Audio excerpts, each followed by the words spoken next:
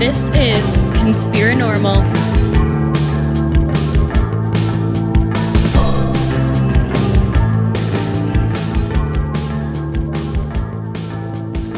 Conspirinormal, welcome back, guys. Hey.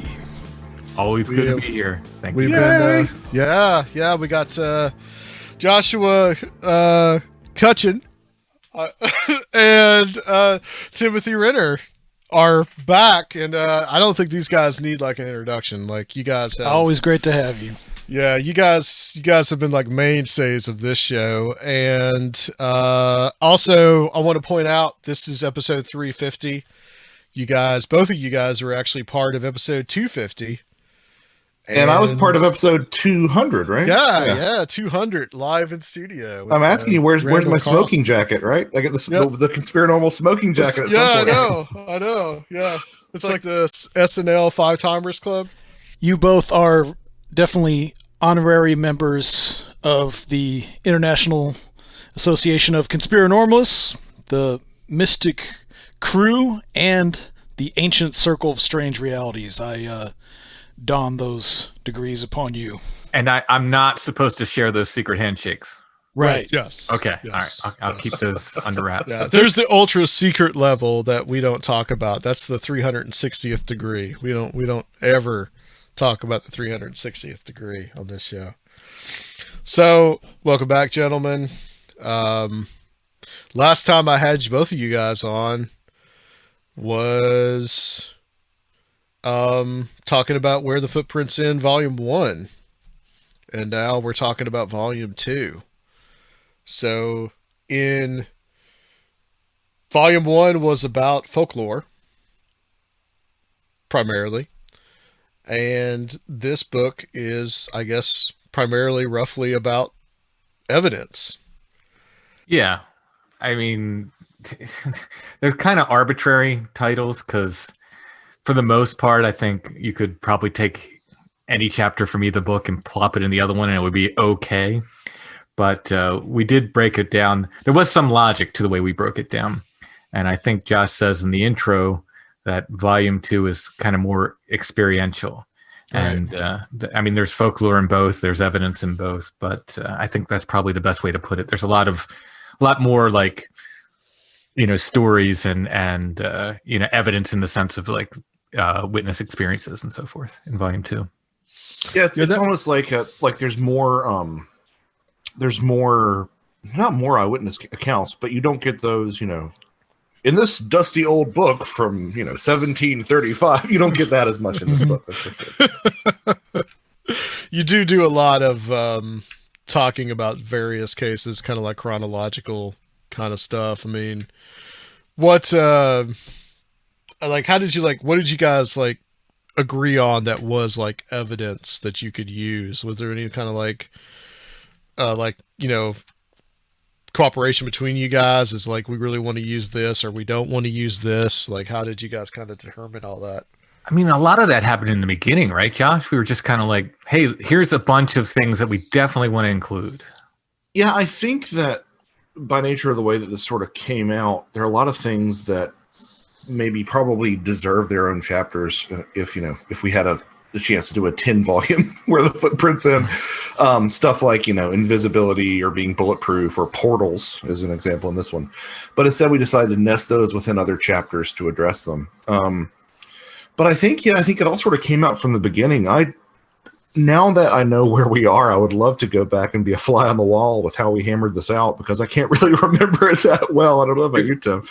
Well, in the beginning, there was a lot more back and forth, and then we kind of separated to our own chapters, and then we came back together again and would, add more suggestions at that point. But a lot of the sort of interchange and rules and stuff happened, way back when we first started this. So what, 2018 or something, Yeah, late 2018. And, it's just like with Volume 1, there's a lot of Tim's stuff and my stuff and a lot of my stuff and Tim's stuff. And we would kick stuff back and forth and say, hey, have you thought about this? Oh my gosh, I just, read about this that applies to your chapter, and just shoot it the other person's way. It's a lot of that.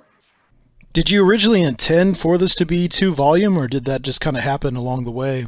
No, sir. Yeah. Go ahead, Josh. So to give people a perspective, both books are kind of circa 80,000 rather, 80,000 words.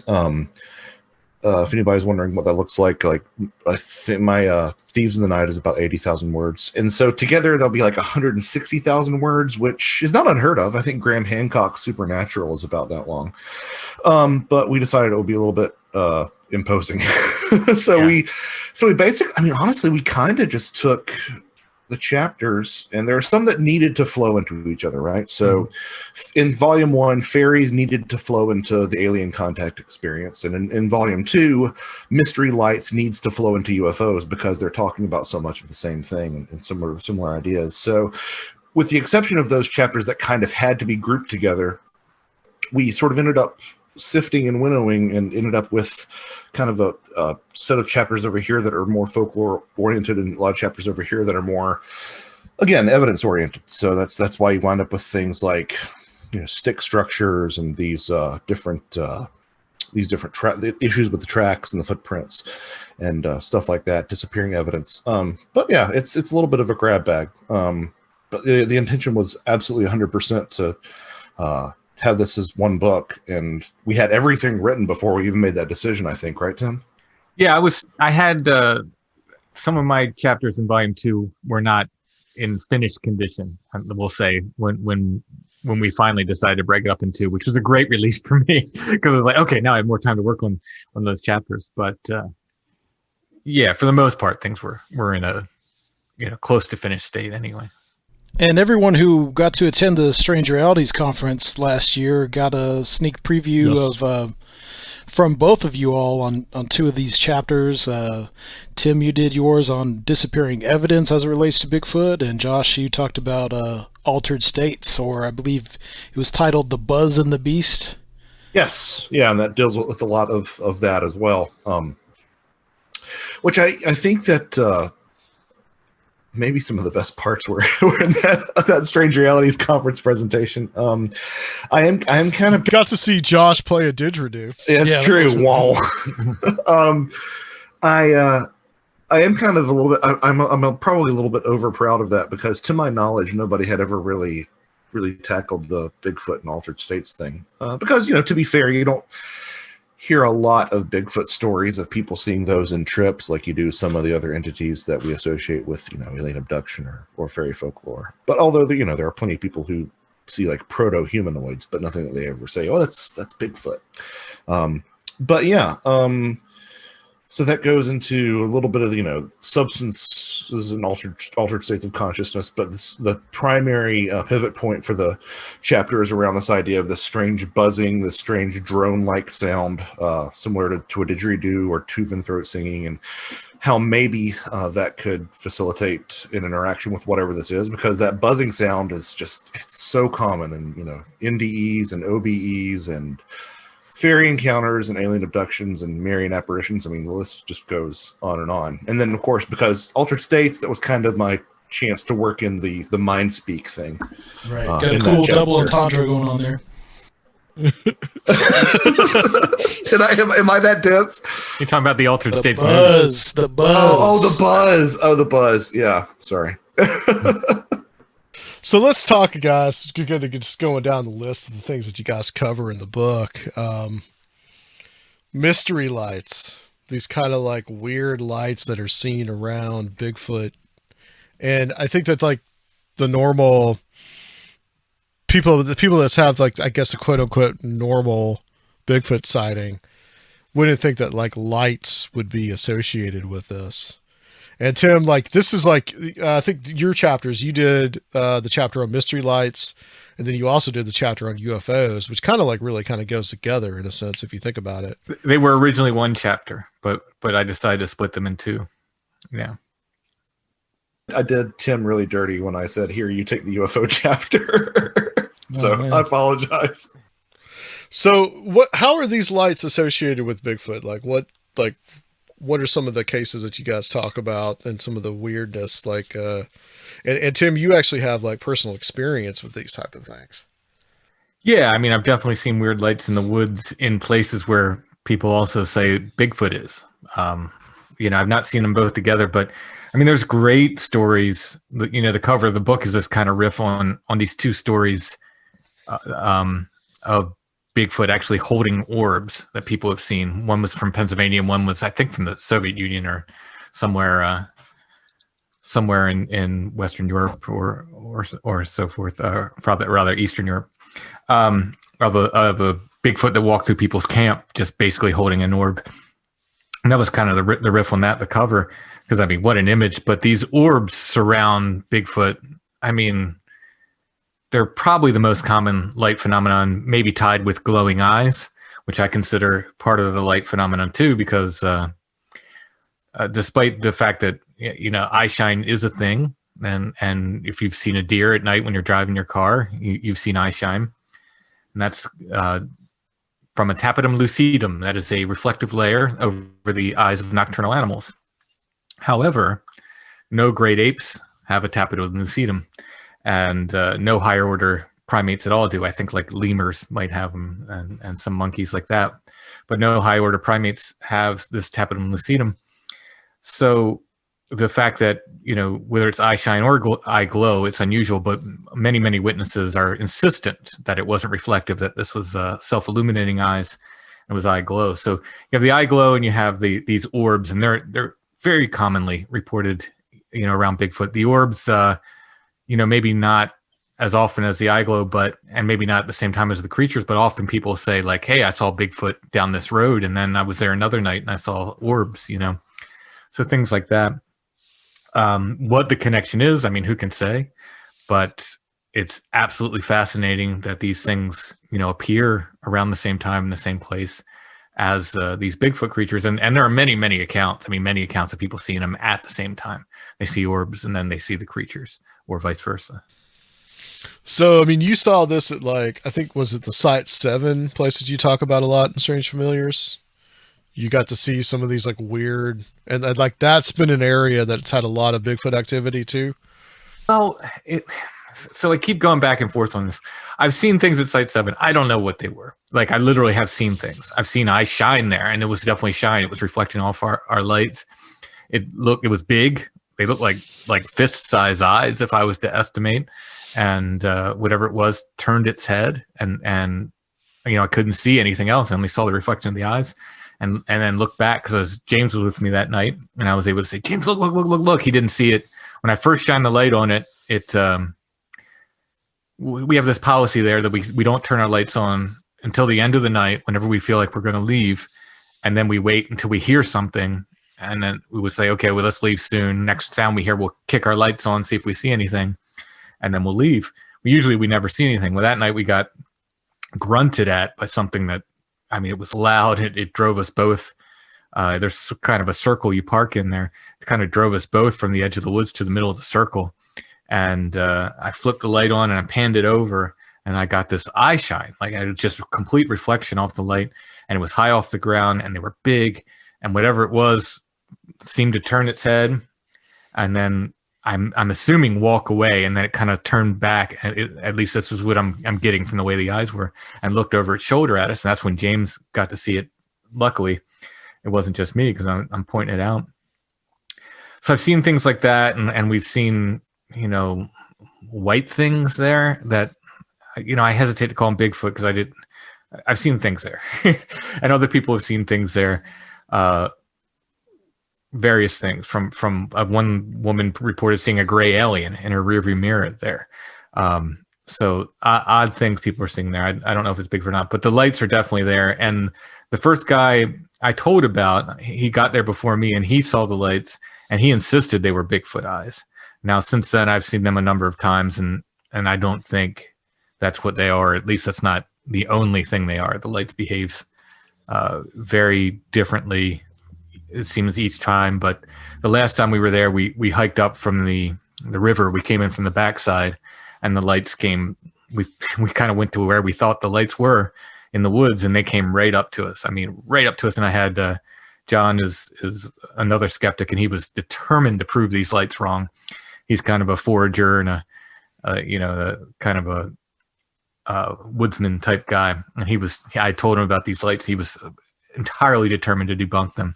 and he was just laughing at the. They were very playful this night. They weren't scary at all, and he was laughing, and they came so close to us. He was on his knees trying to grab them. So I definitely don't think they're eyes, or at least they weren't eyes that night. You know, I know how flimsy this sounds. Like I won't take a position, but it's because of how weird this stuff is. I hate to define it in any way, but yeah, I've seen that. That's a dependable place to go to see weird lights for sure. Okay, yeah. It's very strange. It's kind of like, Josh, do you have anything that you want to add about that? Like, kind of like the weird mystery lights, and also like let's talk guys about the UFOs and Bigfoot, because like this is like the biggest weird stuff. Like I think like the Bigfoot high weirdness really starts with like Bigfoot being seen around UFOs, or like coming out of a UFO, or UFOs just being around whenever Bigfoot is around. And like the Stan Gordon stuff really, I think, is where like it starts to really just get weird. Stan's very fearless about reporting on that aspect of it, and bless him for it. I mean, that's thank God for researchers like that who just have no other ulterior motive. They just put down what the witness says, and that's very, very valuable. Because I was told when I got into Bigfoot that this rarely ever happens. Bigfoots are rarely seen around UFOs, and vice versa. And if they are, it's just a coincidence. And holy moly, that chapter, I mean, part of the reason why it's like bullet point after bullet point of just listing, and there's we weren't comprehensive at all. It was just, but I wanted to include a lot in there just to show people like, this is not uncommon. This is not a rarity. This is something that happens a lot.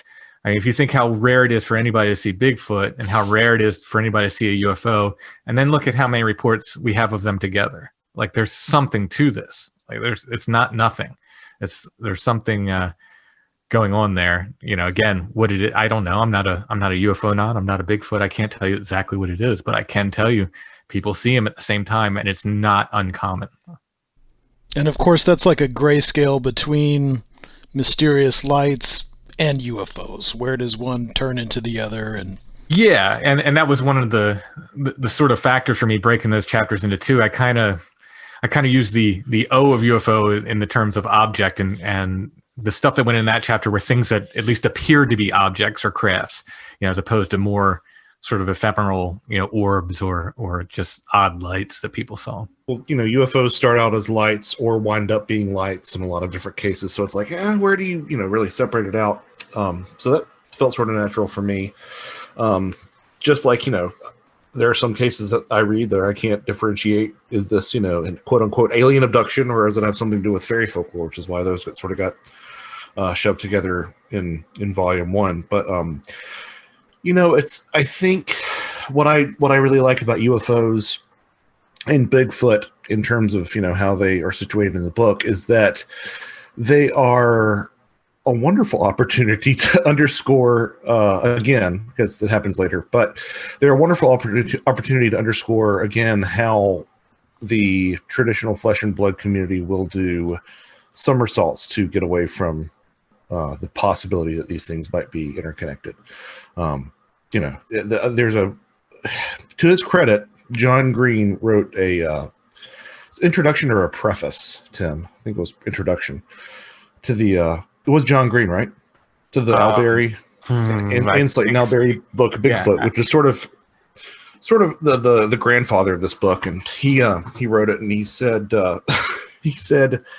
I would prefer to believe that if these things are being seen together, if Bigfoot have been seen near UFOs, I would prefer to consider it a coincidence, or to assume that the occupants of the UFO were just looking at the Sasquatch, or vice versa. Right. Yeah, that was John Green.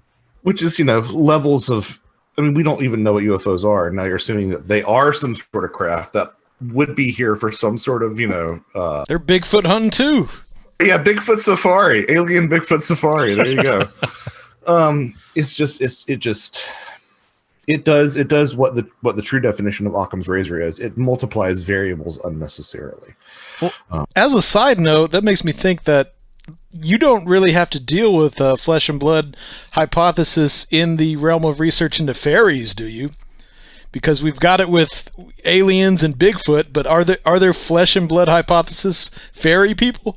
There are some people who are very new to it who kind of think that it really is describing a race of physical little people, and that's sort of further confounded or further exacerbated, I guess would be a better word, by the fact that there are fairy artifacts. You know, there are fairy flags and there are fairy shoes that are made of mouse leather and stuff like this, fairy chalices, which, you know, Patrick Harper does a better job of sort of fitting those into a non-materialist paradigm of fairy folklore than I ever could.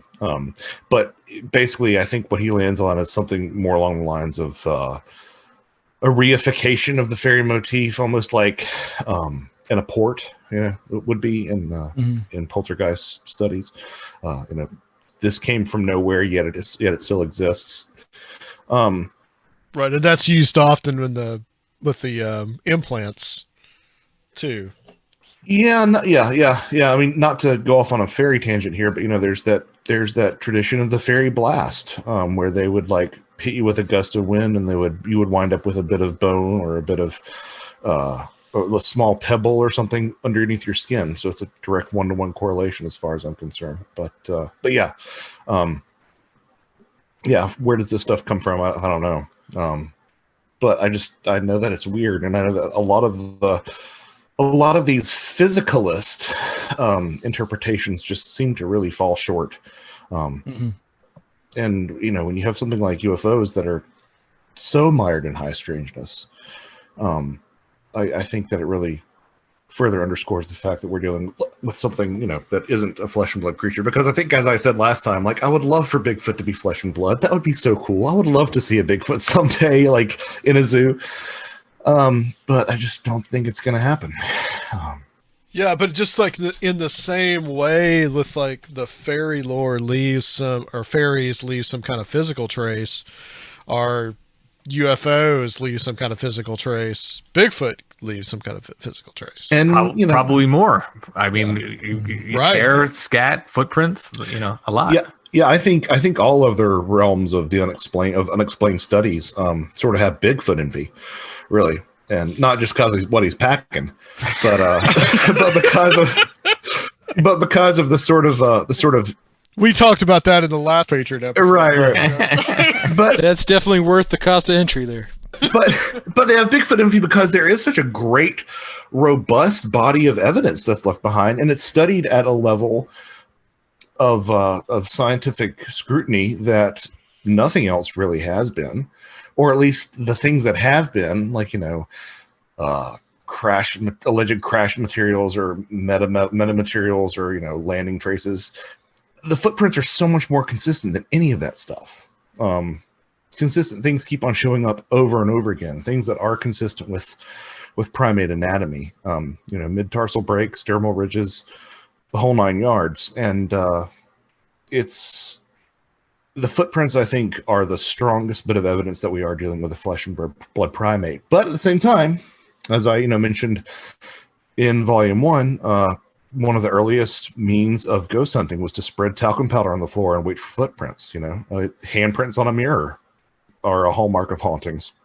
And to say nothing of the fact that psi phenomena is, you know, non-physical, completely in your head, but seems to be able to make changes in the physical world. So you have, you know, non-physical phenomena actually being able to affect our physical reality. So that's my way of saying maybe it isn't a flesh and blood creature. Maybe it's pointing towards something a little bit different, something along the lines of, you know, maybe we can compare hair to ectoplasm and the footprints to the ghost footprints, or, you know, ghost hair, as Timothy had someone talk to him about one time. Sure, yeah. Yeah, I met a ghost hunter who was collecting fingerprints on mirror and putting out powder for footprints, and had a brush or a comb, I forget which. And he said, "I'm going to get ghost hair." And I started laughing. I said, "Buddy, we're doing the same thing. I'm just doing it in the woods. You're doing it inside." And he looked at me cross-eyed, and I tried to explain it to him.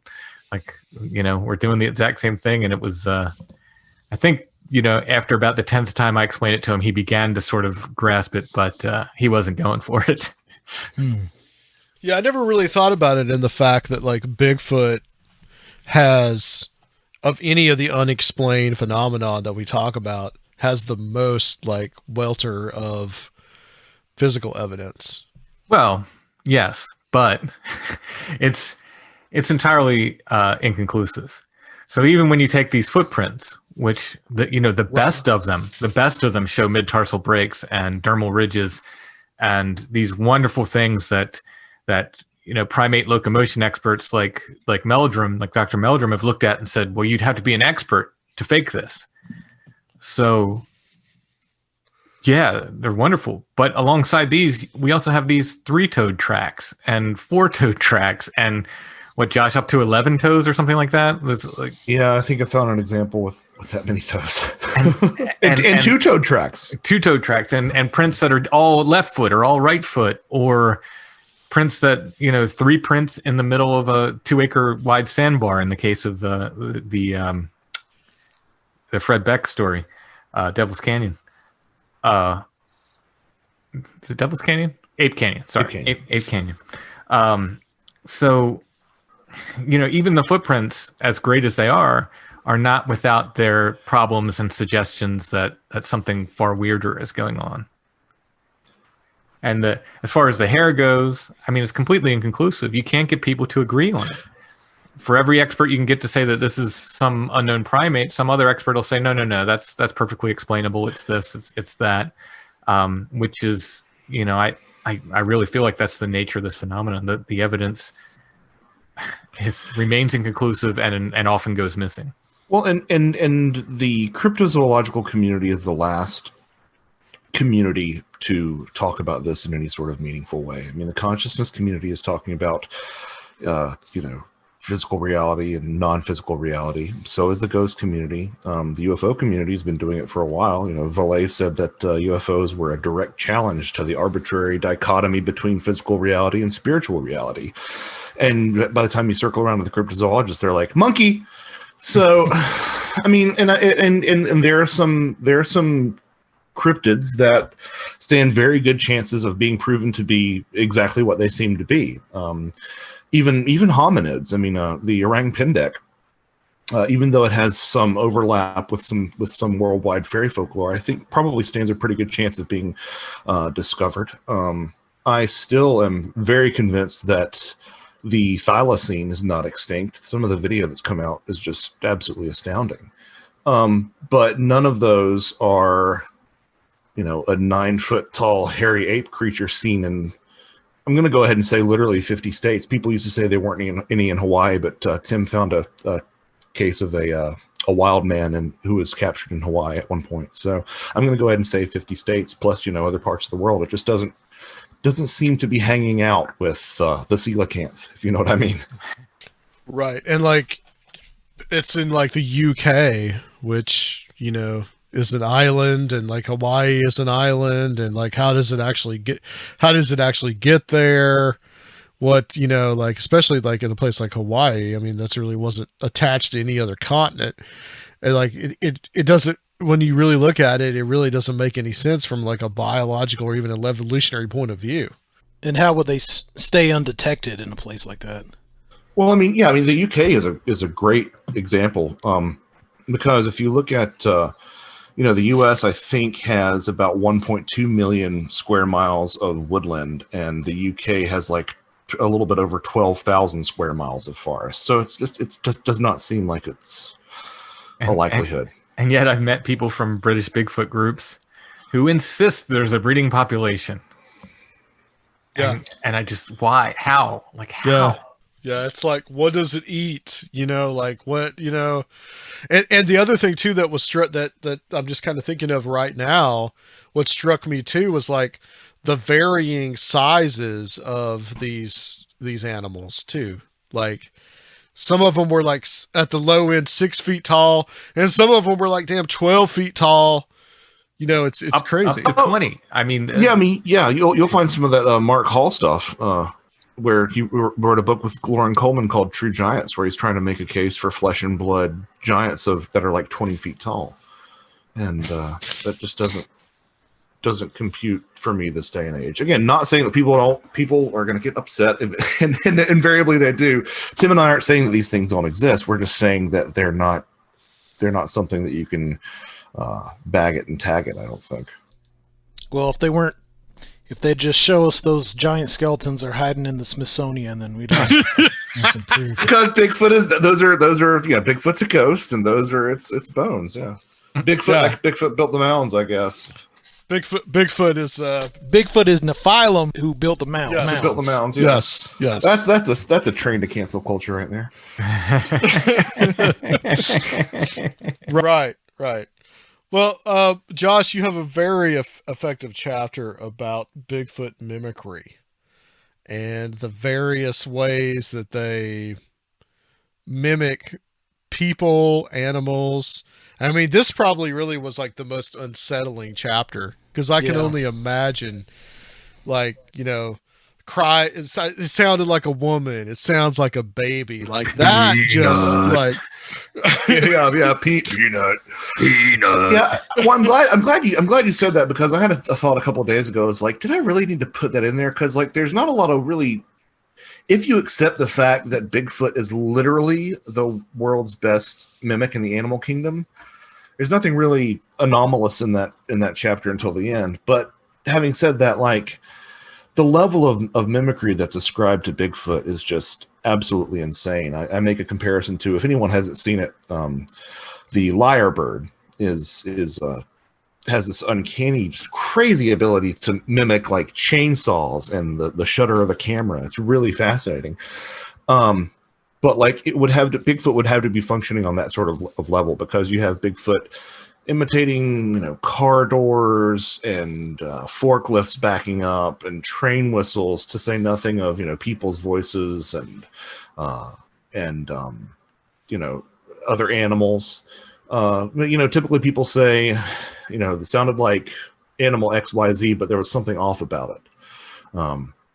But yeah, then when you sort of take a look at the mimicry of words and voices and names, that gets to be really, really unsettling for sure. The peanut that Tim was referring to was the Elkins Creek cast, which is sort of regarded as the best cast found east of the Mississippi. That was collected, I'm trying to recall exactly when, I think it was mid-90s, in Pike County, Georgia. And there was a police deputy, Jim Aiken, who was called out on multiple occasions to this old man's home out in the country, and he said that something was knocking on the walls of his trailer, and actually ended up ripping up the barn door off its hinges, and eventually livestock and dogs started disappearing. Dog food started disappearing. Yeah, ate a massive amount of dog food in one night. Yeah. Basically, whatever this thing was, which we assume it's Bigfoot, because the guy later, the deputy later found this wonderful, wonderful footprint. How many toes, Josh? 5. Okay. It's 5. You actually saw a replica of it at the Expedition Bigfoot down here. Oh, okay. In Cherry Log, Georgia. A plug for Expedition Bigfoot, which, yeah. Dave Bacara is the owner, and he's very much in the weird Bigfoot camp. But anyway, basically, this Bigfoot had, sort of gallows humor here, had basically whittled down all the guy's dogs until he just had a Chihuahua inside, right? And he said that the old man still wasn't convinced anything was wrong, not wrong, but anomalous, I guess, because he was still thinking that it was a man. He said, this, that son of a bitch is playing with me. He keeps on tapping on the side of the trailer and going, peanut, which is the name of the Chihuahua. And then, you find, the number of times you read about people having their dogs called by something else in the woods, which, plays into that sort of Class B Wildnisgeist idea that we talked about in Volume 1. But because you technically don't see Bigfoot doing it, but these are areas that are, where people have seen Bigfoot and they hear these sort of things in the forest, and it's really wild.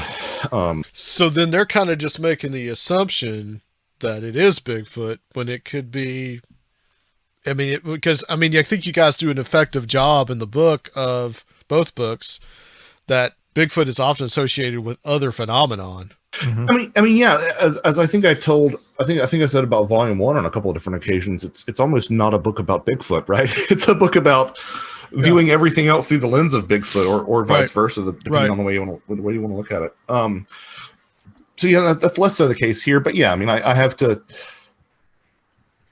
Yeah, it's so my original Wildnisgeist essay that I did for David Weatherly in his Woodnox journal actually started out with an anecdote about planes in World War II and how they were hoping to add armor to the most vulnerable parts of the planes that were, getting shot because they hoped that would eliminate the casualties.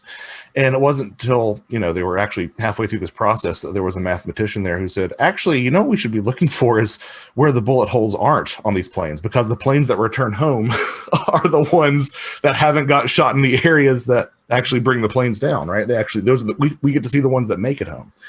So they actually armored the spots of the plane where there weren't bullet holes on the planes that returned home, and they actually were able to sort of cut down on casualties. And I think that that's an important lesson for how we should look at a lot of these things, is that we really need to sort of check our biases and think about a lot of these assumptions that we make and how they might be sort of masking another direction to go in. And, sort of the Wildnisgeist idea is about that. And, but for the purposes of this, when you're dealing with sounds in the forest, you kind of have to make the assumption that a lot of these are Bigfoot, because otherwise the chapter would just be forest voices, which will be fine, but we're trying to sort of nest this within the Bigfoot context. And a lot of these voices, do have a lot of Bigfoot activity associated with them. The Sierra sounds, which I absolutely love the Sierra sounds. They're that great sort of samurai chatter, that sort of that sort of like, really guttural. That was pretty good there. Thanks. I'm impressed. You've obviously listened to that a lot. Oh yeah, I practice that in the shower. Are you kidding me? I'm sure you do. Is that what I was hearing? Yeah. That's what he was practicing when you guys were staying at the Airbnb when you were in Nashville. Right? Bigfoot power couple. Here we go. Tim was outside by the window saying peanut. But the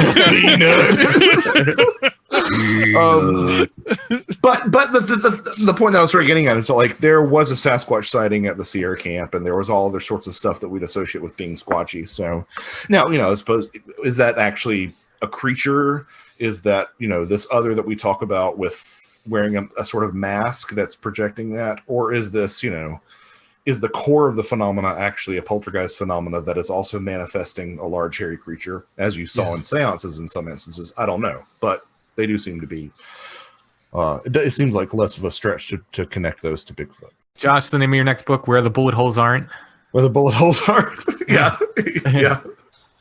Going back to the relationship to pets and dogs, that's the stuff that really terrifies me, because of course they're like our best friends and they represent the most familiar of nature to us, these friendly animals, and they just go crazy with Bigfoot, and Bigfoot, I guess, kills them or they disappear.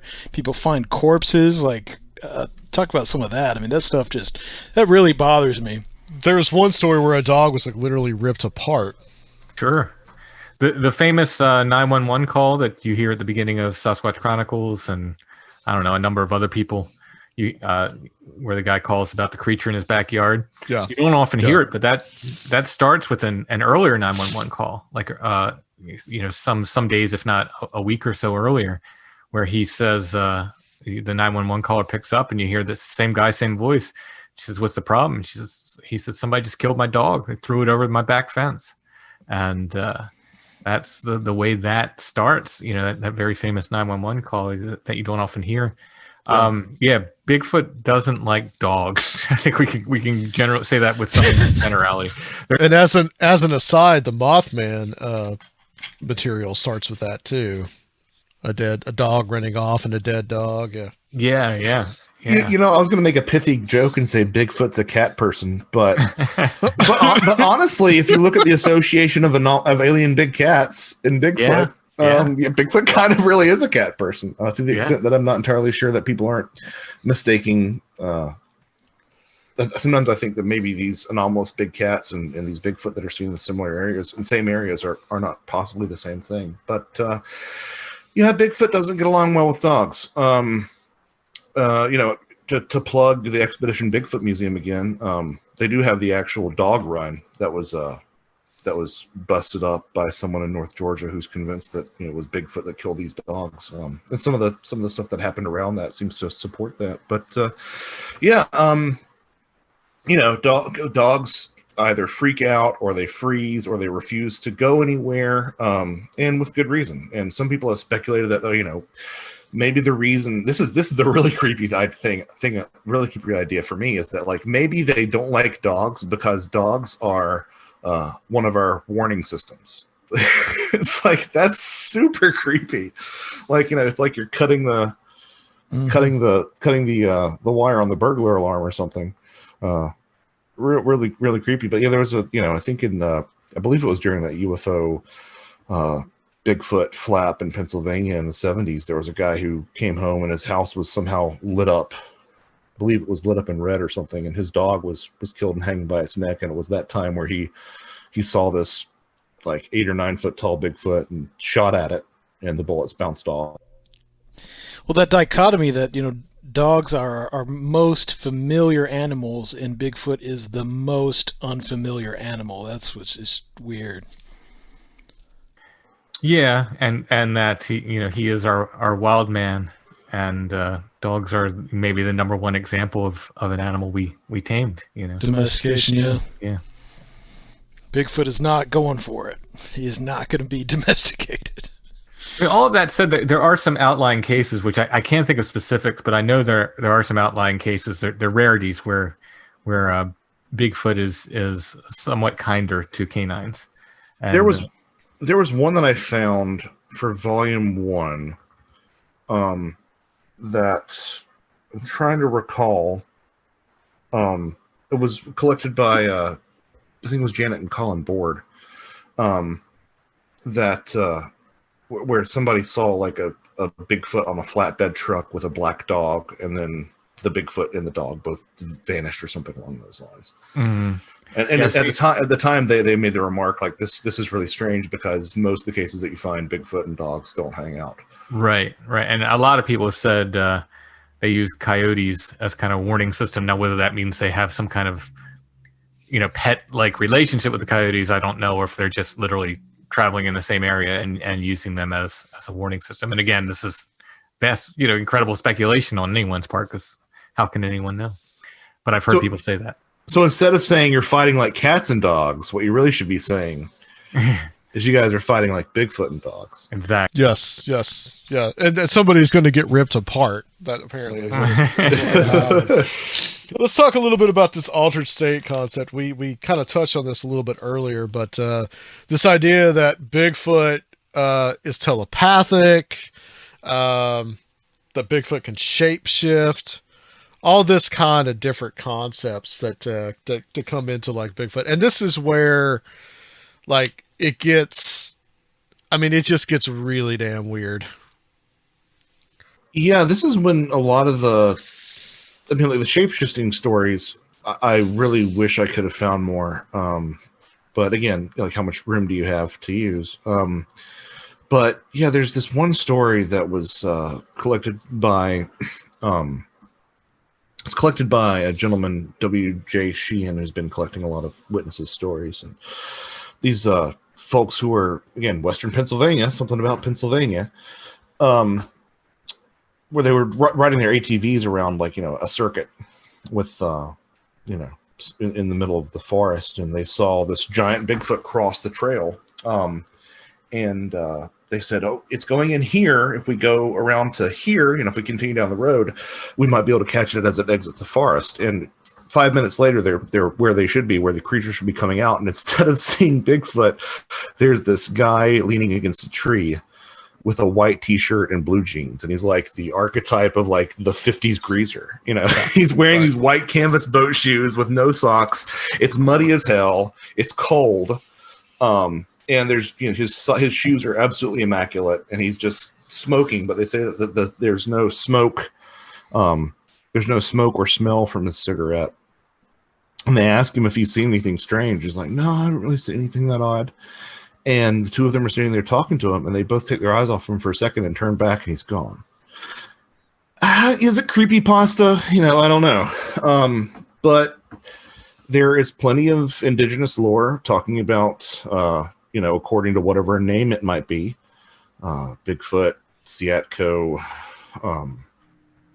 you know, Oma. Oma, being a shapeshifter and being able to, at the very least, turn into a human being from its hairier form, if not turn into other sorts of animals as well. So yeah, it's just absolutely bizarre. And you know, at the same time, there are these other cases of mind speak, which kind of make me think, is there actually a shape-shifting quality there, or is it the fact that whatever this other intelligence is already in your mind, and it can make you see whatever it wants to? Because, man, those mind speak cases are plentiful. You could probably do a whole book just dedicated to Bigfoot and mind speak, which, if anybody knows, mind speak, I don't know why the community decided to call it mind speak, but it's just telepathic communication between a witness and Bigfoot. And, you know, there's tons of it. And some of it's usually very simple, like, you know, don't hurt me, I won't hurt you. You know, turn away, back away, go away, stuff like that. Or it's, you know, sometimes it's these environmentalist styled messages which resonate strongly with the contactee movement and with, you know, some alien abductees and whatnot. And then some of it's, you know, batshit insane stuff like, I'm from the planet Zagnut, and these are my kin, the Beelzebubs, you know? Lord Kimbolt. Yeah, basically. Or what was it, Zorth? Zorth. Tim? Yeah. Zorth made the book. Yeah. And actually, to be fair, if there is, if we can talk about Zorth a little bit if you want to, but to be fair, if there is an unwritten chapter that should have probably gone in these books, it would be going deep down that sort of Kwani Lapsaritis, Sunbow True Brother, or whatever the channel Bigfoot stuff is. There could have been like a star Bigfoot chapter, but you know, I guess you kind of have to draw the line on this stuff somewhere. So there's someone that channeled Bigfoot. Yeah. Let me check my notes. There is an associate of Kwani Lapsaritis actually channeled. I believe he channeled the writings of this Bigfoot named Sunbow True Brother, who said that. Hey, come on. Hey, you laugh. Oh no! Wait. No, sorry. I'm sorry. I'm messing this up. Sunbow True Brother is the channeler. Okay. The Bigfoot that he was channeling. That's right. This is right. The Bigfoot that he was channeling was Elder Camus. Okay. Thanks for clearing that up. Yeah. And Bigfoot was being a real scold. It wasn't Lord Kimbolt. No, it wasn't Lord Kimbolt. Bigfoot was being a real hall monitor in this case, and lecturing mankind for not being a good steward of the environment. And you know that and you know, folks like Kwani have had sort of a contentious relationship with flesh and blood Bigfooters for a while. I think Renee DeHenden had said that he said he's had 235 or 500 by now Sasquatch encounters in his mind. I'm not interested in Sasquatch in his goddamn mind. I'm interested in Sasquatch in the bush on the ground, is what Renee DeHenden said. Who's like, you know, one of the four horsemen of Bigfoot research back in the day. So he's got some scorn. We have some mutual friends, so I try not to talk too bad about him. And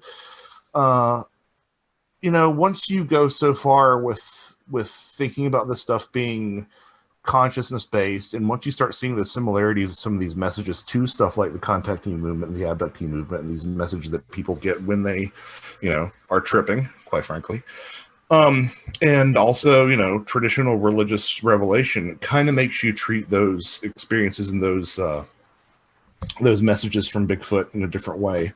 But the truth of the matter is that most of the mind speak, quote unquote, that people get is not that elaborate and mythologized. It's much more along the lines of like, somebody's getting ready to take a picture of the Bigfoot and they hear a voice in their head that says, do that and you won't walk out of here alive, stuff like that.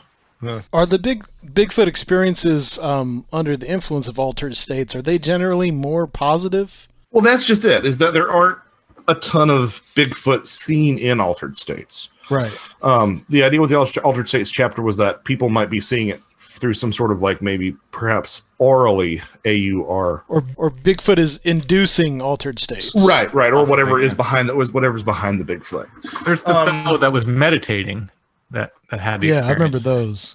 But there is an interesting sort of thread that someone wrote me about a couple weeks ago to pull on, and it was his contention was that Bigfoot tend to be meaner the more evangelical the region is. And Tim just laughed and smiled, so I knew it would make him laugh and smile. Basically, what I took that to mean, and it's kind of true, is that you can sort of see the more aggressive Bigfoot tend to be in the deep south. Hell yeah! And the more peaceful, more peaceful, friendly forest giants tend to be in more secular areas. And I kind of wonder, that's a pretty interesting insight, and I wonder if that maybe corresponds to expectations regarding, animism and paganism or something along those lines. I don't know. And they get so weird in Pennsylvania because it was such a freedom of religion state. Yeah, that it was established as a freedom of religion state, so they're just really weird here. So, in other words, the phenomenon reflects the environment, the people's environment, and how they feel. When he said that, I thought that was really interesting, and I would love to look into that. Because you also have a sighting of Bigfoot that I think I mentioned in Volume 1 by an early church father of the Church of Latter-day Saints, who said that this big, tall, hairy, shaggy person that he met described himself as Cain, and that he was condemned to wander the earth. So I kind of wonder if there isn't sort of Bigfoot's sort of mixed up in this whole Nephilim mythos anyway. I think but by the end of the two books, we I don't want to speak for Josh because the true answer is neither one of us know what the hell it is really. But I think we did, sort of mutually come to the idea that it being Bigfoot is filtered, whether in a major way or some small way through the cultural lens. It certainly seems to morph and change over time. And there is an element of that sort of cultural interpretation to it. So, maybe there is something to that theory, Josh. That the mean evangelical Bigfoots. I think if it was sort of a Valayan psychosocial hypothesis is kind of where we sort of wind up with where you've got this wild man archetype interfacing with people's expectations and whatnot. So yeah. Well, it goes back to co-creation theory, which you write about in the book, the Greg Bishop's idea. And it's just going to reflect back to you what you expect. Sometimes. That sounds kind of highfalutin and goofy to a lot of people in Lovecraftian, but the way that your expectations shape your perception is obvious. If you've ever, tell somebody you're going to give them, a Hershey's Kiss and then shove a wad of ground beef in their mouth and see how they react, it's like, what the heck is going on here? There's that split second where you don't know, up is down and right is wrong. And if you could sort of extrapolate that on a larger scale with something that's completely unknowable, I can see that being a valid argument to make. Did that happen to you, Josh? Oh, it wasn't ground beef. Okay. I don't want to talk about it.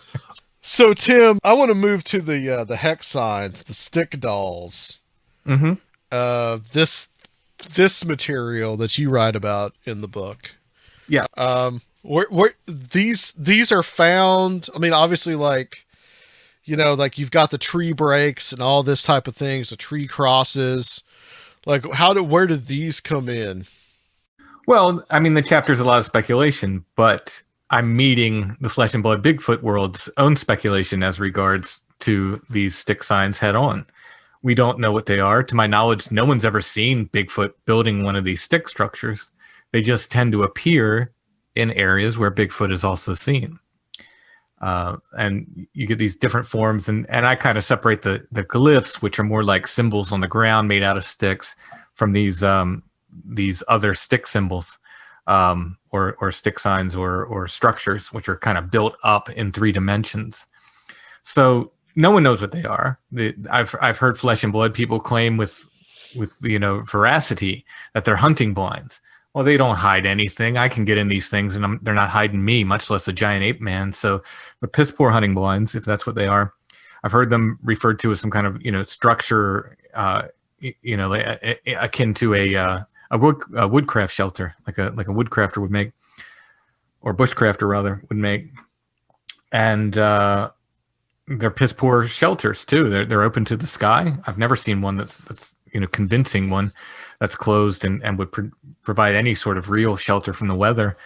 So what are they? And they're obviously, I mean, not obviously, but one would think they're probably some kind of sign. I've heard these vast theories, from everything that they mark hunting grounds to their messages to other Bigfoot, et cetera, et cetera. Well, no one knows this. No one knows what they are. There's an interesting documentary on Amazon called I'd have to look it up. The Parallax. The Vertex? Vertex, yeah. Vertex configuration. Correlation. Vertex correlation. Gosh, Josh, your memory is so much better than mine. Oh, well, it's called... I have a PDF implant. That's what it is. And they suggest that they've kind of lined these different structures up over the course of many miles, and they kind of repeat a pattern of a constellation in the sky, and then they line up with certain stars during the equinox and this and that. I mean, if that's true, I don't know if it's true of all the stick signs, but if it's true, it's pretty incredible. That would suggest something else is going on. But my major principle in the chapter comes from the idea that these could be something to do with religion or magic. And that sounds really outrageous because we're just talking about gorillas, right? But not really. I mean, the common thought that even among the flesh and blood folks is that these are some sort of extant hominid, some sort of existing hominid race, as opposed to a gorilla type creature. So, as I say in the chapter, at that point, like, you might as well remove the cryptozoologists out of it completely, because they're looking for animals. At that point, you need a crypto-anthropologist. You need somebody looking for humans and human ancestors, or things related to humans. But you look at Neanderthals, and they seem to have some form of artwork. They seem to have some form of culture, some form of music, and it looks like they had ritual. And from ritual to magic is a very, very small step. So the idea then came, like, well, are these like 3-dimensional sigils that these creatures are building? Sigil is kind of a graphic magical spell. Are they 3-dimensional sigils? Are these altars to like unknown Bigfoot gods? Are they some kind of fetish akin to the devil nets or bird traps that they had in season 1 of True Detective on HBO? I think we just need to open up the possibilities and start looking at these as maybe something beyond this marks the hunting ground. It's we need to look at it in a different way, and we need to look at it as, like I said, as like crypto-anthropologists, not cryptozoologists. I know that there is a school of thought that they're remnant Neanderthals, and I mean, if that is true, big if, right? But if that's true, Neanderthals really did have a religious system. It seems like they did. Yeah, they've gone into these caves and they buried their dead. Yeah, so if there's something that is going on that's like, Bigfoot has its own kind of religious system. But I don't know, I mean, does it matter really if they're flesh and blood, or if they are some kind of spiritual entity? I mean, would they have some kind of their own kind of spiritual world? I don't know. Yeah, I mean, like, who can say? But I think the point is, like, I'm sort of meeting speculation with equal amounts of speculation with that. Sure. Because, I've heard people declare outright, like, these X signs, these two, trees formed into X signs, they're a warning for humans to stay out. Well, how the hell do you know that? Like, no, you don't know that. Like, that's really like saying, like, well, that's what it means to us, so that must be what it means to them. We don't know that. Right. So like I said, I'm sort of meeting that kind of speculation head on with that chapter. It's more an exercise of sort of telling people, A, let's not look at it as zoologists, let's look at it as anthropologists, and B, let's, entertain the theory that there could be something much more and much deeper than a simple, like, this marks the hunting ground for Zorth to know to tell, Glug Glug that he got a deer here, Well, and you've encountered some of this stuff, right? Like tree signs and stuff? Yeah. Oh yeah. I'm fascinated by them, and in fact, one of the big things that I don't remember if it was the very first initial thing that got me thinking about the tree structures in this way. But I was sitting in the middle of one with a ghost box one day. I was asking all kinds of questions, and the only hit I got all day long was I asked, like, what are these things for? What is this structure for? And I got a very, very clear hit where it just a single word said spiritual. And that was it. The rest of the day was all static and nonsense, just no hits at all, really. So that's I don't know, like I said, if that was the first thing that got me thinking that, or maybe I had the seed of that idea and I influenced the ghost box. I'm totally open to that. That's fine. No less cool an idea to me than if it came through randomly. But, so yeah, I'm fascinated by them. I've messed with them. I feel like I can tell you, like, if we were in the woods together, I can point out which ones are, just deadfall and snow breaks, and which one are, in my opinion, actual structures, because they're woven together and they're pretty solid in their structure. I've tried to, like, pull on them a little bit. I don't want to destroy them. It's not, it's like kind of destroying somebody else's artwork. I'm not going to do that, but I have, like, messed with them to see like how is this made, and they're very solid. The construction's really, really solid, and you can't just knock them over. And there's no evidence of, like, tool use or anything. It's like, not that I can find, although I have seen some where whatever makes them has taken, other limbs that have been cut by, like, say, park rangers clearing trails, and they have taken these cut limbs and sort of woven them into these things. But as far as I can tell, for the most part, that that's vast, absolute rarity. For the most part, it just seems to be breaks and deadfalls, and often, at least in Pennsylvania, there's often a living tree woven in to whatever these structures are. So it's like one living tree bent over and then a bunch of deadfall and branches and other stuff. Wow. But for all my fascination, I can't tell you, exactly what they are. It's all speculation. And see, I think this is, if there's an area of the two books where my interest is at kind of a low and Tim's is at kind of a high, I have to say it's this. I've never seen anything. Well, sorry. You could really fit inside a thimble the number of tree signs that I think make me go, that's interesting. But maybe I just don't have the patience to sit there and figure out, well, could this have fallen down here, or this or that or the other? That sounded like I was bagging on you, Tim. I'm sorry. You look so sad. I'm crying over here. No. I'm absolutely fascinated by them in the same way I'm fascinated by the lights. Because I've seen them, and I feel like I've had hands-on experience in a sense, literally with the structures. I guess I feel like a lot of them are like people going out and LARPing cryptozoology and being like, look at this. This stick couldn't have been put here on this other stick. Sometimes. I mean, again, I'd like to talk to them to see how they're weaving these things together, because they're very consistent from Michaud Forest to Hex Hollow to Site 7 or wherever else I found them. Yeah. They're very, very consistent the way they're built.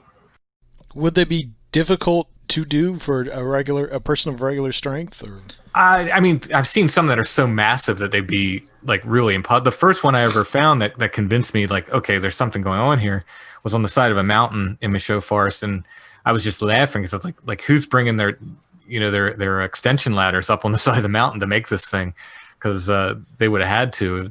It's pretty amazing, pretty convincing, and that had it was a living tree and a dead tree, and one was like balanced on it. It was really interesting. The other, for the most part, the ones I've seen have, they could have been made by humans, but again, there's a consistent kind of woven construction to them that, I mean, I guess if I sat there and really studied it and took pictures and pulled it apart, I could replicate that other places. But if you just told me like today, just from memory, go out and build one, I don't think I could. They're really kind of woven together. My favorite idea of yours, Tim, is when you brought in hobo signs.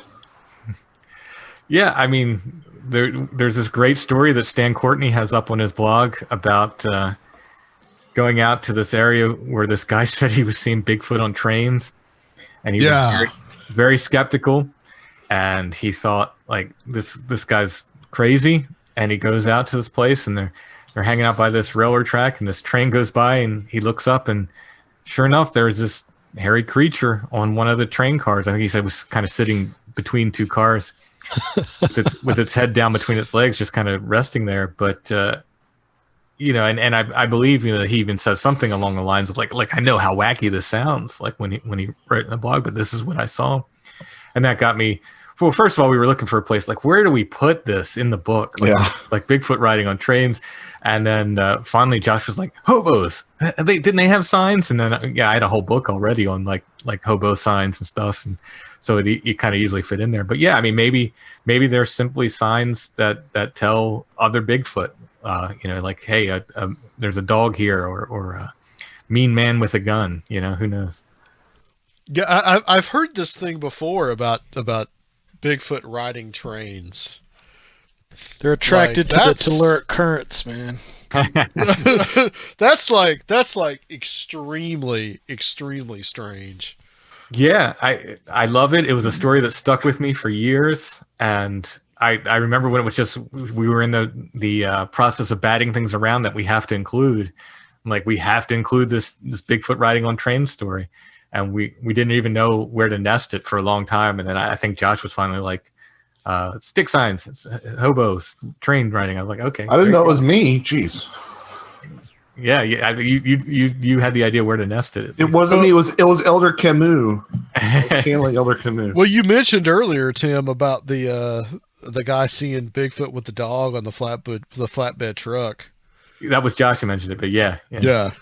Like that's that's about the same really as like riding a train, Yeah. Well, and there's we might be going off the rails here a little bit, but like no pun intended. There are comparisons as Allison's lovely wife Timothy, as Timothy's lovely wife Allison, as Timothy's. Hey man, it's 2021, man. It could be anything you want. I mean, as Timothy's lovely wife Allison teased out of us, there is a parallel to be drawn between marginalized people and Bigfoot. Yeah. And hobos are usually, disheveled and hairy and and stinky and travel. Bigfoot is. You always hear that. Oh, Bigfoot travels the along the power lines and those clearings, those pathways, and Bigfoot, migrates great distances, vast distances. It's kind of like we don't have hobos anymore, so we sort of shuffle all of our hobo mythology onto Bigfoot. Well, I mean, as Tim has pointed out time and time again, Bigfoot was often viewed in the 19th century as wearing clothes, as like a wild man in the woods. I mean, he was much more humanoid at that point. Mm-hmm. Yeah, and that's what I kind of hinted at when I talked about the sort of cultural interpretation of the wild man kind of changing over time. And this is hard to prove because there are modern day instances of people saying, Bigfoot with a torn up flannel shirt or trying to fit in jeans or something. And there are older reports of them being naked as well. So, it's not perfect, but as someone who collects a lot of these, reports from the 1800s, a lot of them mention these wild men were wearing clothes or were carrying like a rusty musket that didn't work anymore, or had some trappings of humanity. There's a lot more stories from the 1800s of Bigfoot seen either building or around like what appears to be some kind of campfire. So, were they using fire? I don't know. Or did our wild man change? And, we might have said it last time we were on, but certainly like, if you look at the medieval wild man, he was this wizard of the woods. He was this wise kind of figure. And then you move through the ages to the 1800s, like we're saying, and he seems to be this wild man. He's out there in the woods. He's got a torn up clothes, but he's still covered in hair. Sometimes he has tools, sometimes he doesn't. Sometimes he uses fire. And then you move to modern day, and we have this very, very wild Sasquatch that's completely, savage. And it's, there's something to be said that as we move further away from the woods, as we grow more dependent upon technology, as we visit the wilderness less, because we've made really, really comfortable places for ourselves where the lights always stay on, never gets dark, that our wild man, perhaps by necessity, has gotten wilder as we've gotten tamer. Right. It's almost like he serves that purpose for us as like our own kind of like wild id. Yeah. I mean, when you talk about these things, I think it's important to think like if it comes from us, which it may, I think you have to be clear that it comes from all of us. It's a collective unconscious thing. It doesn't come from. It's not my experience of what the wild man should be. It's sort of the collective, unconscious idea of what the wild man is that pours into this entity. And once again, I'll say whenever I talk about collective unconscious and archetypes and apparitions and so forth, I think people get the idea that I'm saying that they're not real. And I'm absolutely not saying that. I talk to witnesses all the time. They're deeply affected by what they've seen. They're real. They're there, but they're not there in the same way like a black bear is or a coyote, I don't think. Right. Let's talk about disappearing evidence. This was probably one that I was like really excited to read in the book. Mm-hmm. And you talk about kind of like this idea of like primary relics. Yeah. And equating these type of Bigfoot evidence to, like the relics of saints and this whole idea of how there's almost a weird supernatural aura around them. There is. And I mean, to me, it's just an efficient way to think about it, because if you think of like saints relics, you have like a primary relic is like, the finger bone of the saint, or, pieces of saint's hair or something like this. And a secondary relic is something the saint touched. So it could be the saint's prayer book or their rosary or whatever the case, something that the saint touched. Then I think there's tertiary relics, which don't really have a lot of sway as far as this example goes. But in any case, we have these, as Josh was saying before, we have these wonderful, wonderful footprints. The best evidence we have, that clearest thing that even like skeptical scientists will look at these footprints and go, wow, yes, something made that. And that's all they'll say. They'll say like something stepped there and made that footprint. Something did that. It's pretty incredible. But that's our best evidence, and it basically is a secondary relic. It's not the foot. We have the print of the foot. We have the place where the thing stepped. Primary relics, hair, scat, bodies, whatever the case, DNA evidence, always controversial, always you can never get people to be conclusive, so it's always inconclusive. You'll always get experts to line up on either side and say it is or it isn't real or acceptable in terms of science. And in the case of a lot of physical evidence, it goes missing unexplainably. Starting with those giant skeletons you mentioned earlier, Surf. The Smithsonian comes and takes them away, and then they're never seen again. And how much Bigfoot scat do they got? Right. Smithsonian always coming in and just ruining everybody's day.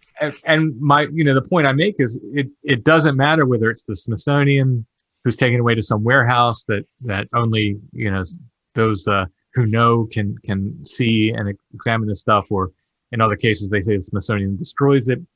It doesn't matter if it's, black helicopters that swoop down and the, agents come out and grab your evidence and take it away.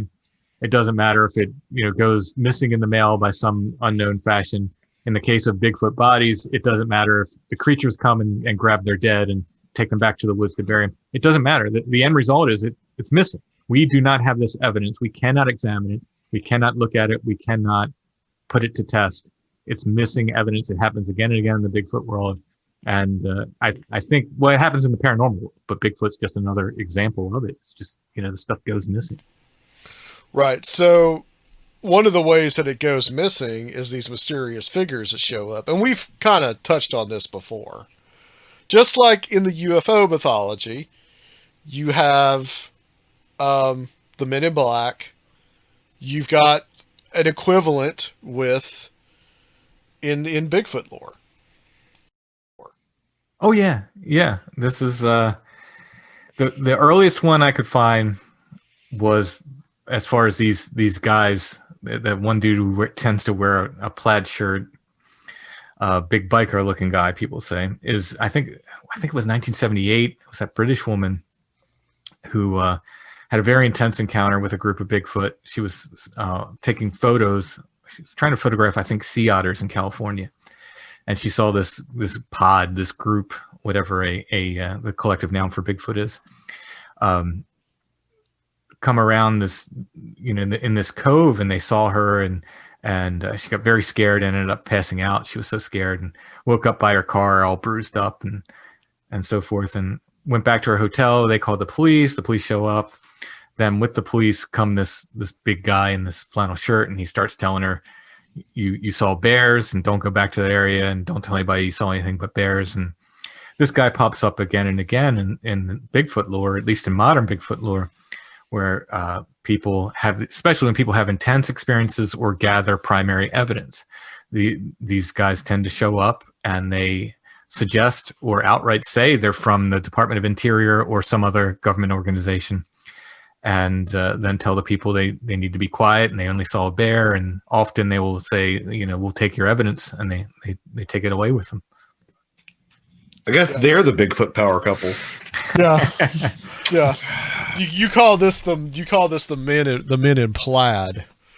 Yeah. Is what you call this. But like, and one thing that you point out, and I really like this, is that the Patterson-Gimlin film, like the original film that we all look at, that's been so hotly debated, like, it's missing. It's my favorite example because it's so poetically beautiful. This is, supposedly the best photographic evidence we have of the creature. I look at it and I look at costume technology from the time, 67. I don't see how they could have made a costume that good. I think it definitely shows something. Right. That it's so 100%. You can say it's either a man in a suit or it's a creature walking across the frame of that film. Nothing else. Those are the two things it can be. So, with everything I'm about to say here, know that I think it shows something unusual. I think it shows, a creature of some sort, but you can get experts to line up on both sides, special effects experts, animal locomotion experts, you name it. The people will line up on both sides. It's a hoax. It's real. It's a hoax. It's real. It's inconclusive as far as that goes. Now, this is an incredibly important piece of footage, and I'm not a video expert by any means, but I have read that if we had the original film, we could determine what speed it was filmed at, which is one of the big questions. If we don't know what speed Patterson filmed that day, and if we knew the speed definitively, that means we could determine the height of the creature as being either about 6 feet or a little taller than 6 feet within normal human range, or something that's over 7 feet tall, still within human range, but it'd be really weird to have a 7-foot+ tall human out there in a monkey suit. That'd be very, very strange.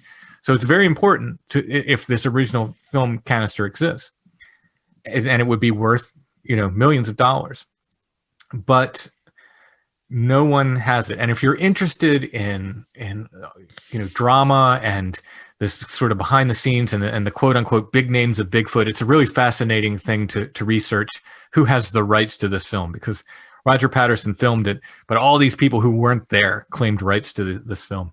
And it was very, very interesting. But in any case, this person claims a lawyer has it in their office. Another person claims that it's in some film vault somewhere. Yet another person recently went on a podcast and claimed he had the original film canister, but he won't produce it. He refuses to actually produce it. So in all these cases, I say, doesn't matter, still missing. So here we have perhaps the most important, photographic evidence of Bigfoot ever taken, and it is missing. You cannot put your hands on the original. We cannot study the original film in any way. Also, there was a guy named, what's his name? The guy who claimed he was in the suit. Bob Hieronymus. Yeah, Bob Hieronymus. Who he said, yeah, it was a suit, and I was the guy in the suit. And he even does, a little walk like Patty to prove prove that he was the guy in the suit. If this is true, it's incredibly interesting information. However, he can't produce the suit, and he has the number of stories. So one story was that it was in an attic somewhere. Another, I think his mom's attic. Another story was that the suit was in the trunk of a car somewhere. If you had this suit, so the Smithsonian has Archie Bunker's chair. If you had this suit, I'm sure the Smithsonian would want this suit. You could sell this suit on eBay for multiple millions of dollars. It's such an important piece of evidence and pop culture history. Even if it's not, even if it proves the film was a fake, it's an incredibly important piece of pop culture history worth millions of dollars. And this guy who says he was in the suit can't produce it. So here we have this wonderful piece of, film evidence, and a guy who claims he's in the suit, he can't produce the suit. People can't produce the original film canister. It's absolutely poetic as far as Bigfoot evidence goes. So what does this kind of say about, this is another thing that, you guys feel that lends credence to this weird, mysterious nature of Bigfoot. It's like, it's real. It's just, it's almost like the phenomenon itself is making this happen. It's like, it always wants to continue to be nebulous. I mean, it really feels like that, and this dovetails in, real nicely with the Trickster stuff that Josh wrote about. Mm-hmm. It's, and Patrick Harper talks about this a lot too in Demonic Reality. It's like we're not allowed. Like we're not allowed to have definite proof. Yeah. So another sort of dyad of chapters that sort of had to go together were disappearing evidence and the Trickster, I thought. Mm-hmm. Yeah. Because if you look at sort of, George Hansen's work, it's talking about the fact that all this doubt and this self-negation and this real propensity to narrowly snatch defeat from the jaws of victory that happens with all these different Forteana and unknown subjects is really just, it's part of the unexplained. It's that Trickster archetype manifesting itself time and again in these phenomena, and it's there in Bigfoot too. It doesn't get talked about a lot. People talk about the Trickster all the time in regards of how look at how goofy these UFO sightings are, and look at how they're playing with people's expectations. Look at how how like con men and spiritual leaders are often sometimes the same thing because they self-negate. And in his book, Hansen talks about this a lot, but people haven't really talked about Bigfoot in that context as much. Yeah, we're going to go a little bit more into the hoaxes in the Patreon episode, but yeah, you definitely have a good. I definitely have a good point there, that just like the somehow the phenomenon maintains its liminality. and that we never know. And it's almost like it wants us to keep guessing, and almost like it kind of feeds upon that doubt. Yeah, it's the hardest thing to get across to people who are new to the subject. But these things actively, and it sounds like you're making excuses, which is literally you saying these things is playing into that feedback loop again because you're making yourself sound crazy, right? But these things literally don't want to be documented. And like I said, by saying that, you sound like a kook, which further marginalizes the subject, which is that trickster impulse coming right back up again. So it's just everywhere. It's baked right in. There's nothing that the flesh and blood Bigfoot people want more than to have that scientific credibility, but it's just continuously elusive. Right. It's eluded them for over 50 years, you know. We haven't taken as much guff as we expected, but to those people that have, you know, kind of come at me, the flesh and blood folks, you know, it's easy to shut me up. Just roll a body into a lab, you know. Yeah, I mean, it's interesting that you know, one of the things that, and we won't go too far into the hoaxes right now, but I do think this is a valid point. So one of the things that Hansen talks about is how skeptical communities are also susceptible to the trickster archetype, looking at, like, you know, those psychoptes and stuff like that. How, you know, there were these same impulses that were running through it. And he drew this interesting parallel. He compared, you know, Protestantism deals in disenchantment of the world, while Catholicism deals with enchantment of the world, right? And if you can sort of amend that analogy to encompass sort of Bigfoot studies, where, you know, cryptozoologists are into the disenchantment of the world and paranormalists are more into the enchantment of the world. And, you know, although cryptozoologists are always wanting to try to get, they're always complaining about academia and they're always complaining about the scientific community, but their goal is to be embraced by it. Their goal isn't to restructure these things. Their goal is to enroll themselves in it. You know, they don't want to try to dismantle materialism. They want Bigfoot to fall into that materialist paradigm. Right. I think it's an interesting point to have made. As far as the disappearing phenomenon and hoaxes a little bit, have you guys found any evidence or anything that suggests that there's like a semi-illicit trade in Bigfoot artifacts or footprints or things like that? No, but I love that, and I want Nicolas Cage to star in that movie. Where he's a fine dealer of Bigfoot black market. There's definitely people who sell casts of questionable origin. Yeah. Well, because, like, if you know me, I'm really into studying archaeological hoaxes, and there's definitely semi-illicit markets of that stuff. I just wonder if it kind of fits in the same thing, would have similar kind of collectors. That'd be interesting to know. Yeah, I mean, I've heard, you know, instances of people, like, you know, basically selling hoax casts, essentially. But yeah, I can't name names, you know. Do you know how much they go for a piece? I do not. Okay. All the casts I have, I've been given. I've been very, very lucky that people have given me casts.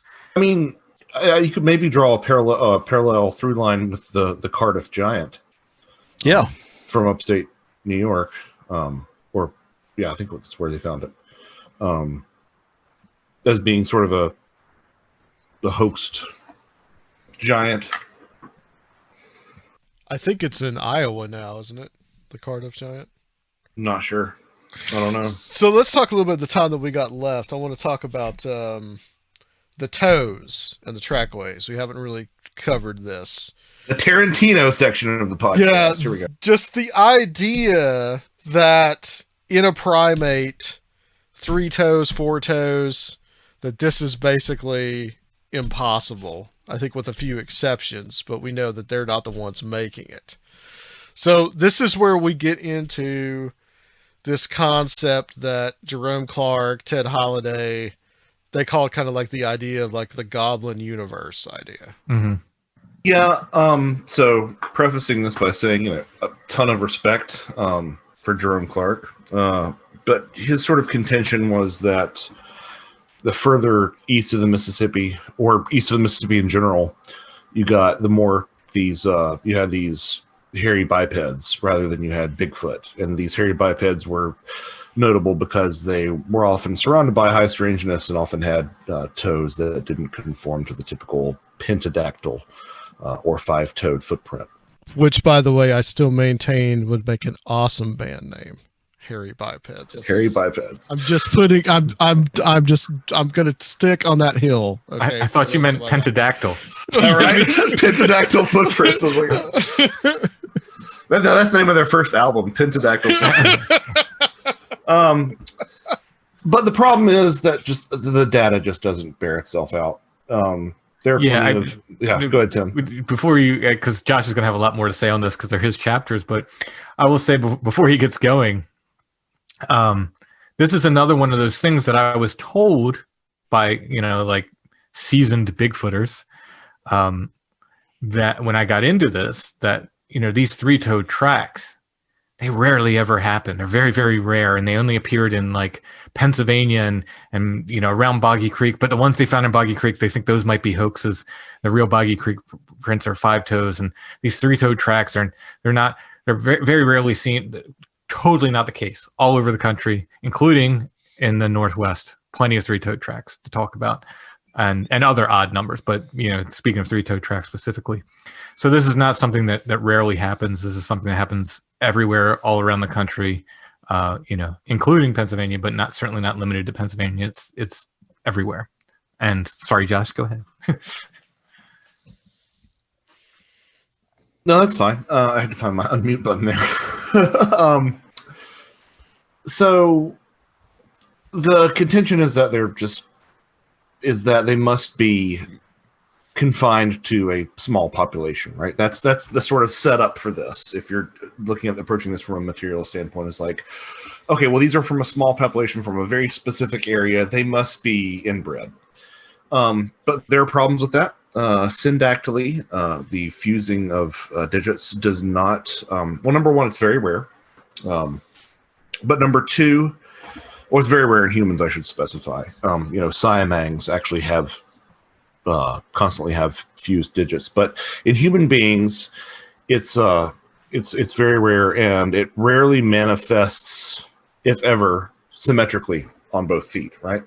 So you have these three-toed footprints that you're saying, well, it's because of inbreeding, and it's because they've both had the same malformation on both feet identically.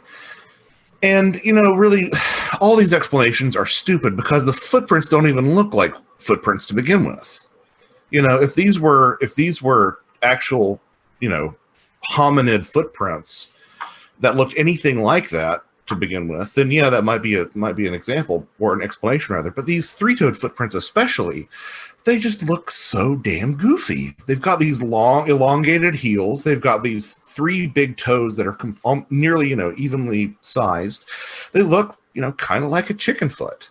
Or with reference to Tim's hex signs chapter, they sort of look like that. What's the rune? Is it Elhaz rune? Elhaz or the Drudenfuss, I guess. Yeah, the witch's foot. They look almost identical to that. And then you sort of see, I think we'll talk about in volume 1, there's a story of a fairy queen who, to frighten someone off of her property, turns into an ape with turkey's feet. And you're like, that sounds a lot like what a three-toed Bigfoot would be. So you've got that going on. So some of the other explanations for these three-toed footprints are that they are alligator footprints that have slid. Well, that's fine, but how do you explain that in Pennsylvania? An alligator would be just as unlikely to find as Bigfoot. Just as weird, right? Yeah. Lizard man. You have two-toed footprints. In the case of the traverse spine gorilla, they left behind these footprints that looked like oxen footprints. That was in, I believe, Labrador, up to our north. And then you have four-toed footprints, which are a little bit more explainable in terms of, either syndactyly or injury, or another syndrome known as clinodactyly, where like one toe will overlap over the other one. But again, if you're looking at two pairs of four-toed footprints, you have to assume that this malformation is identical on both feet and mirrored perfectly. And that just the odds against that logically to start to stack up. I remember we talked about last time these like illustrations of demons from these grimoires from way back, and how they would have like different kind of animal limbs and this kind of mix up of different creatures, and how that was how that related. Yeah, and I think that looking at a lot of those goetic spirits, I mean, not to say that, you know, it's all demons, which is a popular rallying cry amongst some, but I think that cryptozoology would benefit from taking a look at those old grimoires and seeing the sort of some of the hodgepodges that we're dealing with in terms of like Dogman and Bat Squatch and Sheep Squatch. All these things really do seem as if they might sort of be born out of that tradition. But yeah, you have these oddly known footprints and oddly not known, but oddly numbered toes on footprints. You have footprints that turn in that appear as circles, or they appear as having like the middle toes in a cluster. It just all sorts of stuff.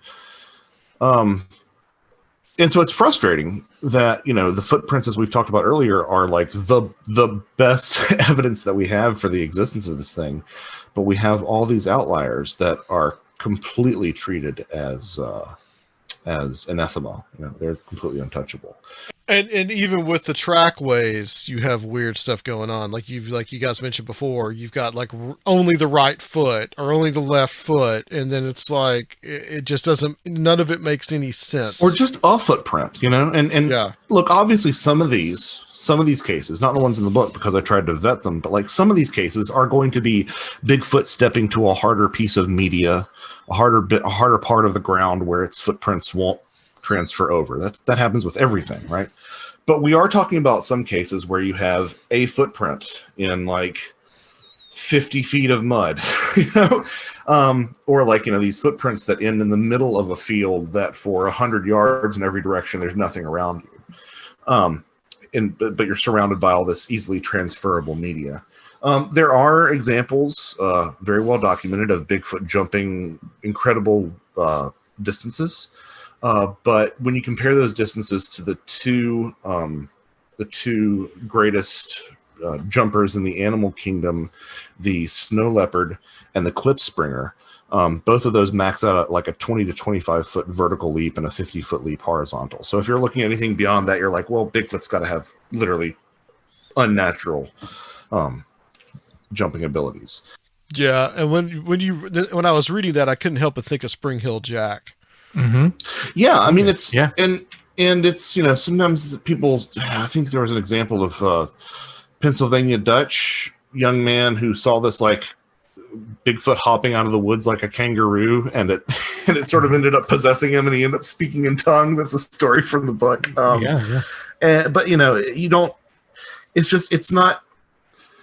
Yeah, I mean, it does have that sort of Spring Hill Jack flavor. And then you've got these, so you've got these solitary footprints, you've got these ending trackways, you've got these trackways that are all of the left or the right foot, which really doesn't make a whole lot of sense, with the exception of I did find one case from Louisiana where a little girl saw a Bigfoot drinking or fishing minnows out of a stream and pelted it with rocks, and it hopped away on one foot. But you also have this history of monopods as sort of a folkloric creature, a folkloric archetype. And some of those monopods in folklore are dwarves, and some of them are women in white. So you do sort of have all these things coming full circle back around to some of the topics that we talked about in the first book. Yeah, it reminded me kind of like those drawings that were done of like what people thought was in the New World, like guys with like their face on their chest and like one person with one foot and this kind of weird stuff like that. Yeah, there's a lot of similarities to that for sure. I mean, and it's there is, speaking of the New World, there is a Viking saga that talks about I think it was Eric the Red's son or something. It's in the book, but them encountering a race of killer humans who are on one foot as well. So it's an interesting little connection there. But so you have these things are all anomalies, and originally I thought the abruptly ending trackways would be the extent of it, but you've got all this, and then on top of that you've got footprints that don't appear when they should. One of my favorite cases, which I really wish Seth Breedlove would do an episode or a motion picture on this, because it's a great case, is the Rochdale Bigfoot. I'm going to say Bigfoot haunting because it's just there's so much weird stuff associated with it. But it would like run through bushes and wouldn't make a sound and wouldn't move the bushes, and it would like run across mud and it wouldn't leave footprints. So that's another thing to examine. And these foot, and so you've got, and also like, so that sort of brings up the questions of like levitating Bigfoot. Almost every person that you see who has been a witness will describe Bigfoot as like goose stepping and walking extremely fast and smooth, as if it's not even making contact with the ground. Cross country skiing. That's what I hear. Yeah. Or Bigfoot. There's a case that was from one of David Paulides' books, I think, one of those Hoopa Bigfoot books, where there were Bigfoot that were playing in the lake, and when they saw him, they ran away. They walked to the shore, or walked away from him to another shoreline, and they acted as if there was no resistance in the water as they ran. So this begs a lot of questions, but it's the sort of thing where the flesh and blood people will say, oh well, Bigfoot has an inline gait, so it walks like a sexy supermodel, one foot in front of the other on the catwalk. So yeah, there are all these questions, and as much as I hate to say it, I think a lot of them can be answered by portals. And there's plenty of cases where people see Bigfoot phasing in and out. Bigfoot disappearing might be part of that sort of portal phenomena. But people will see, a shimmery hole in reality and see something walk into or walk out of it. If anybody's interested, I feel like we just talked about this. No, I talked about it on another on an upcoming episode of Where Did the Road Go? Where there's a great episode of Banal of America with Adam Davies and one of the guys from the Olympic Project, and I sort of touch on it a little bit in book one, and I kind of probably should have included a lot more of it in there. But if anybody's wanting to listen to it, that episode of Banal of America is just absolutely amazing. Adam Davies went to the Olympic Project, one of the areas that they study, to look for Bigfoot. And if you know Adam at all in his work, he's very much a materialist, flesh and blood cryptozoologist. He's one of the main reasons that I say orang pendek might be a provable species of primate is because of the work that Adam Davies has done. It's great work. Which makes it even more astounding when he very reluctantly admitted, after rumors started circulating, that yes, during his time at the Olympic Project, their stay there was besieged by a portal that opened in the middle of the night, out of which these like little angry red-eyed Ewoks would come out and try to harass them, and they'd shine their flashlights at them, and they'd disappear. And it's just the reason I've always found that episode so affecting is because you have this person who has everything to lose from coming out with a story, whose career is not based on this. And since then, it's not like he's gone full crazy or full woo or anything. He's still doing what he was doing before, talking about footprints and being a very, materialist, flesh and blood cryptozoologist. But he has this one outlying experience where he's like, this is what happened. I don't know what that means. So a portal like that being seen in an area of Bigfoot activity sort of raises the question. It didn't get as much attention in the book, in these books, as it should have, because it was these little, short little foot creatures. But it does get a mention in volume 1 that sort of ties right back around here into the portal talk of volume 2. Yeah, besides the orbs and the lights, I mean, that's the other thing that's obviously not physical. That's like the other smoking gun, I'd say. Yeah, and I probably am getting a bad reputation for saying that I really don't like the term interdimensional, but as I've said before, how many angels can dance on the head of your pin? I feel like it really is sort of moving the goalpost, and it's saying, well, they must be interdimensional beings. Okay, that's great. How is that any different than saying that they come from the unconscious, or they come from the other world, or Right. Yeah. It's what I've been saying lately is when someone will come to me, and not just about Bigfoot, but about the supernatural in general, and they'll say, what's all the Jin? And I go, okay, all right, yeah. And then the next person will say, what's all fairies? And I say, yeah. Well, it is all fairies, but it's okay. Yeah. And then the next person will come and say, it's all poltergeist. And I will say, yeah, sure. Yeah, absolutely. It is. Because it's just a matter of the name you put on it. Exactly. Right. It's the nomenclature. Yeah. Right. Well, it's no. I mean, it's it's like saying, he always wears a blue suit to work. It's like we're the cat in the office. And I'm like, he always wears a blue suit. Have you seen Mr. Blue Suit? No, I saw Mr. Green Suit today, and it's all the same guy wearing the same suit, or different suits rather. I think that's a good place to end it, guys.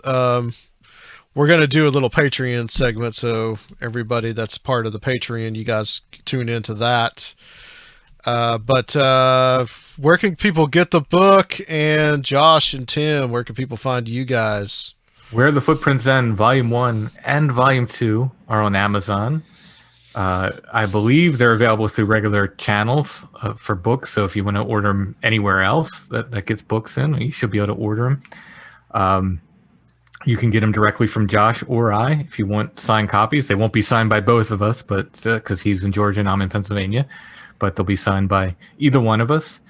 And personally, all of my books except one are available on Amazon. I have a book of artwork called Apparitions, Illustrations of the Other. That's available at this point directly from me. Hopefully I'll get that on Amazon eventually. But right now, the only place to get that is from me or riverbendcomics.com. It's a local online comic shop that carries it as well. But otherwise, you can find me at strangefamiliars.com. That's the website for my podcast, but any contact information there goes right to me. And I want to add real quick that this book, like the first volume, has all this great artwork by Tim, including the cover, which has got Bigfoot with one of those cool orbs that they were talking about today. Yeah. Yep. Yeah, and you do not get that with. I mean, you get some of it, but you don't get nearly as much of it with the Kindle ebook version. So, really, go out and pick up a physical book. I think Tim and I would both agree that we are the kind of people who always intend our books to be read as physical books. Yeah. And you can find my stuff. Obviously, Where the Footprints End information is the same.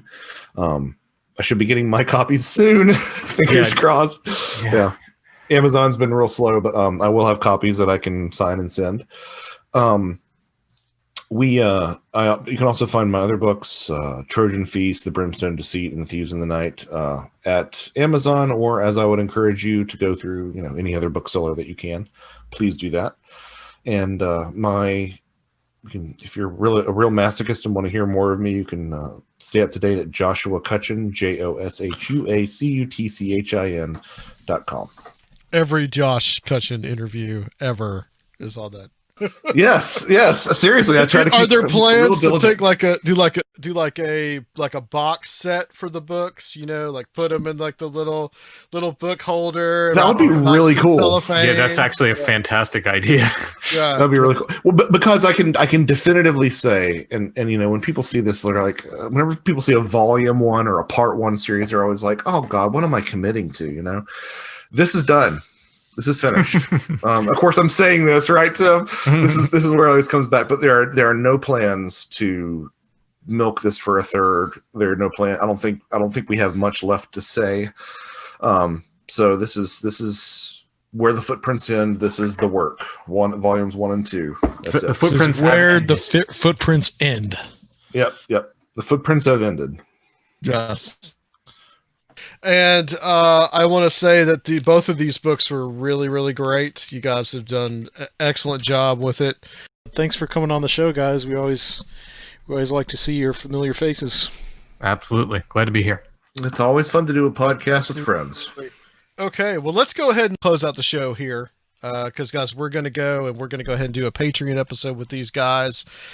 So if you are a Patreon, check that out. If you are not, Surfiel, tell them how they can become one. You can go to patreon.com/Conspirinormal to begin your journey into the mysteries of Conspirinormalism. The $5 level gets you access to these Patreon episodes every week, as well as communications from the center of the order, and other goodies. The $10 level gets you into the mystic crew of Conspirinormal. You get to party with us as a part of our crew, and every month at our monthly hangout. And $20 level, you are ascended into the realm of the ancient circle of strange realities. You get a exclusive Patreon t-shirt, as well as a VIP experience at the Strange Realities Conference and other goodies. So check that out at patreon.com/Conspirinormal. All right, guys, don't forget YouTube channel, Conspirinormal Podcast. Give us some subscriptions. Nobody has subscribed in a very long time. iTunes reviews, that always helps, the usual podcast stuff. So, guys, join us next week. We'll be back with another excellent guest on Conspirinormal.